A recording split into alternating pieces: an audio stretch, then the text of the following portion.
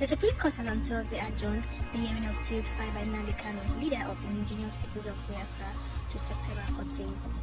It will be recalled that Kanu had approached the court to appeal the verdict of the appeal court stopping his release from the Department of State Service custody. On October 28, 2022, the Court of Appeal granted a stay of execution on the verdict, which discharged Kanu of terrorism charges filed against him by federal government. In a unanimous decision by 3-member panel led by Haruna Tassamani, the appeal court granted the application filed by federal government pending the hearing and determination of the appeal court before Supreme Court. Kanu has been facing 15 counts of charges bordered on treasonable felony and terrorism instituted against him at the Federal High Court by the federal government. He was rearrested in 2021 in Kenya for inciting public violence through radio and television broadcast and defaming Nigerian authorities through broadcast. On April 8, 2022, Binta Yaku, a federal high court judge in Abuja, struck out 8 out of the 15 counts in the charge.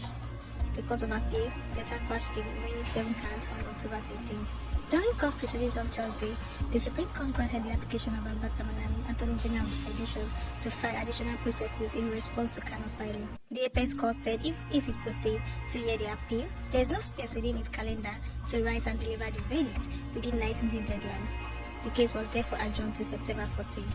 The pro-Biafra's agitator's lawyer is also seeking bail and transfer of his client from the custody of the Department of State Services to Kuje Correctional Facility so as to get proper medical attention.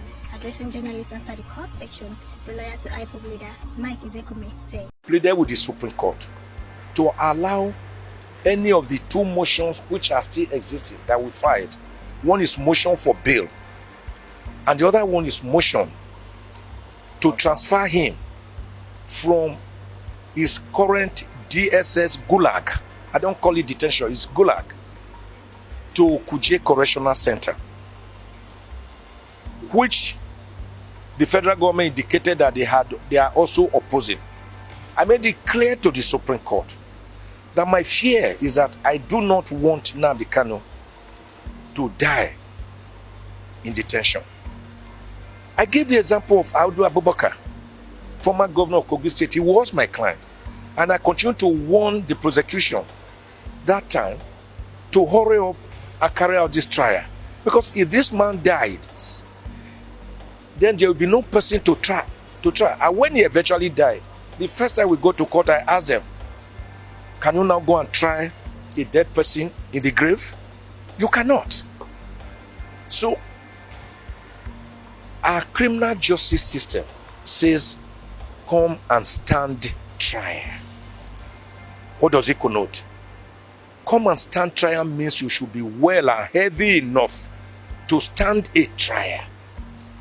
It didn't say come and sit down trial, or come and lie down trial, or come and prostrate trial, or come and kneel down trial. It says come and stand trial. So you should be heavy enough to stand. That is what it connotes. So I told the Supreme Court that my worry is that I would not want Nnamdi Kanu to die in DSS Gulag because of their delay. They have been delaying this matter. This trial started since December 2015. They went from 4 counts to 7 counts to 50 counts. Amendment. They did in all 7 amendments. If you were sure a person had committed a crime, why were you engaging in 7 amendments? And of course, the last 15 counts, I went after their jugular. The Federal High Court struck out 8 of the 15 counts based on a preliminary objection. We took the remaining 7 counts to the Court of Appeal.